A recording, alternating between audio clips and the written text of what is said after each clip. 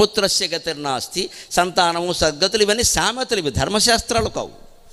అందుకే భీష్ముడు చెబుతున్నాడు, అనపత్యత, సంతానం లేకపోవడం అనే దోషం మీరు అంటే అనొచ్చు, కానీ మిగిలిన లోకాలన్నీ ఏమవుతాయి? ఆ ఒక్క లోకం నాకు లేకపోతే పోనీ. బ్రహ్మచర్యం వల్ల వచ్చేది, త్యాగం వల్ల వచ్చేది, ధర్మనిష్ట వల్ల వచ్చేది, బ్రహ్మజ్ఞానం వల్ల వచ్చేది, ఈ లోకాలన్నీ పోతాయా అన్నాడు. మనం గుర్తుపెట్టుకోవాలదే. దాన్నే దూర్జుడు చెబుతాడు కాళహస్తి శతకంలో, కొడుకుల్ బుట్టరటంచు నెత్తు రవివేకుల్ జీవన భ్రంతులై కొడుకుల్ బుట్టర కౌరవేంద్రున కనేకుల్ వారిచే ఎగతుల్ వడసన్ పుత్రులు లేనియా సుకునకున్ పాటిల్నే దుర్గతుల్ చెడునే మోక్షపదంబు అపుత్రకునకున్ శ్రీకాళహస్తీశ్వర.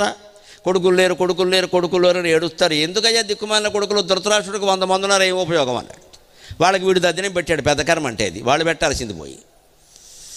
ఎందుకంటే అటువంటి కొడుకులు ఉంటే ఎంత? పోనీ మంచి కొడుకు అంటావా? అసలు కొడుకులు లేకపోతే నష్టం ఏమిటి? సంతానమే లేకపోతే నష్టం ఏమిటి? పెళ్ళే కాకపోతే నష్టం ఏమిటి? శుకుణ్ణి ఉదాహరణగా చెప్పాడు. పుత్రులు లేనియా శుకునకున్ పాటిల్నే దుర్గతులు. వ్యాసుని కుమారుడైన శుకుడు కేవల జ్ఞానంతో మోక్షం పొందాడే. అంత దూరము పోనేలా అబ్జనాభ. రమణ మహర్షికి సంతానం ఉందా అండి? జిడ్డు కృష్ణమూర్తి గారికి సంతానం ఉందా అండి? వివేకానందుడికి సంతానం ఉందా అండి?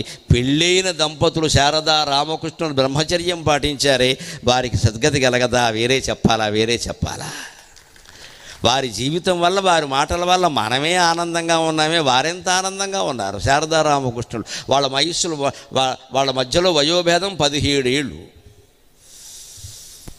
తనకంటే 17 ఏళ్ళు పెద్ద ఆయన చేసుకుంది శారదాదేవి. ఆయన పెళ్ళెప్పుడే చెప్పేశాడు. ఆయన పెళ్లి చూపుల్లోనే, ఇగో ముందే చెబుతున్నాను, నేను బ్రహ్మజ్ఞానం కోసం తపస్సు కోసం పుట్టా, అందుకు నాకు సహకరించాలి, నాతో పాటు నువ్వు కూడా జ్ఞానం పొందాలంటే రా, లేదు పిల్లలు మనవాళ్ళు మినపరాళ్ళు అన్నావా నీ ఇంట్లో కూర్చో, నాకు అవసరం లేదని చెప్పాడు. నాకు అదే కావాలని వచ్చింది ఆవిడ. ఉంటారండి గంతకు తగ్గ బొంత అనంటే జ్ఞానికి తగిన జ్ఞాని దొరుకుతారు. ఆ పట్టుదలతో ఉండాలి. దొరికిన వాళ్ళని చేసుకోవడం కదా, ఆ పట్టుదలతో ఉంటే దొరుకుతారు. లేకపోతే మనకు యోగం లేదనుకొని వదిలేయాలి. దొరకలేదంటే యోగం లేదు, ఎందుకు ఆలోచిస్తున్నావు? సంతానం కలగడం గొప్ప విషయం కాదండి. ఒక రహస్యం చెప్పనా? బాకీ ఉన్న వాళ్ళకే సంతానం కలుగుతారు, ఎవరికి బాకీ లేని వాడికి సంతానం కలగరు. సంతానం లేరు అంటే ఎవరికి మనం బాకీ లేం, రుణానుబంధ రూపేణ తీసిపారాయి. అంతే. సంతానం లేని వాళ్ళు ఎవరైనా ఏమయ్యా పిల్లలు లేరంటే, నేను ఎవరికి బాకీ లేని రా, నువ్వు 3 మందికి బాకీ ఉన్నామని కాలు ఊపేయండి, గొడవ ఉండదు. ఎందుకు అవమానపడాలి? ఎందుకు ఇబ్బంది పడాలి? సమాధి అది హాయిగా ఉన్నాయి శాస్త్రాలన్నీ. ఏంటా గొప్ప సంతానం ఉండడం బోర్డు, అందులో ఇవాళ సంతానమా? ముందు సంతానం, తర్వాత సంతాపం. ఏదో మీటింగ్ పెట్టి ఫాలోడ్ బై డిన్నర్ అంటారే, సంతానం ఫాలోడ్ బై సంతాపం. ఎవడు సుఖంగా ఉన్నాడండి? అప్పటి నుంచి మళ్ళీ కన్న దగ్గర నుంచి వాళ్ళ గురించి ఏడిపోయినాయి. నిజం సంతానం లేకపోవడం దుఃఖమని ఎక్కడా చెప్పలా, దాని గురించి ఆలోచించక్కల. అసలు బోళ్ళు మంది అనాథలమ్మ దేశంలో లక్షల మంది ఉన్నారు. సంతానం లేని వాళ్ళు ఆ ఇద్దరిని తెచ్చుకుని పెంచుకోండి. భారతమాత సంతోషిస్తుంది, భారతమాత సంతోషిస్తుంది. ఒక్కళ్ళు చప్పట్లు కొట్టారు, నాకు తెలుసు, నచ్చదు మనకది. సంతానం కోసం పొర్లి వేములవాడ రాజేశ్వర స్వామికి దండాలు పెట్టంటే జజ్జ అని కొట్టేస్తారు. ఇక్కడ మనకి ఎంతసేపు మంద కావాలి, అక్కడ యథవస్వార్థం సంత. ఒక్కళ్ళకి అనిపించదండి ఇది మంచి మాట అని. బహుశా దిగ్భ్రాంతిలో ఉండిపోయి చప్పట్లు కొట్టదేమో, నమస్కారం, అది కూడా తెలియదుగా. ఓసారి అయోమయంలో ఉండవు, ఇదేమిటి అంతే, అలా అప్పుడు కూడా ఏమి స్పందించరు. అది కూడా అదైతే నమస్కారం, మంచిది, ఏమి ఆలోచించాల్సిన పని లేదండి. బోల్డ్ మంది లక్షల మంది ఉన్నారమ్మా, మీకు నచ్చిన వాళ్ళని తెచ్చుకోవచ్చు. రంగు రుచి వాసన అన్నీ చూసుకోండి.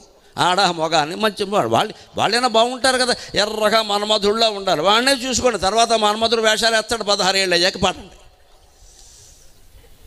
మరి పడాలి, తెచ్చుకోవచ్చు, ఇద్దరిని పెంచుకోవచ్చు. దేశంలో ఉండే సమస్యలన్నీ తీరిపోతాయి, మనకి పుణ్యం దక్కుతుంది.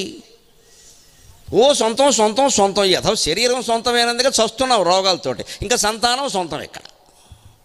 ఇంకా వాళ్ళ కోసం ఎన్ని 100 కోట్లు సంపాదించి ఎక్కడ తెరిపి అనేది ఉండదు.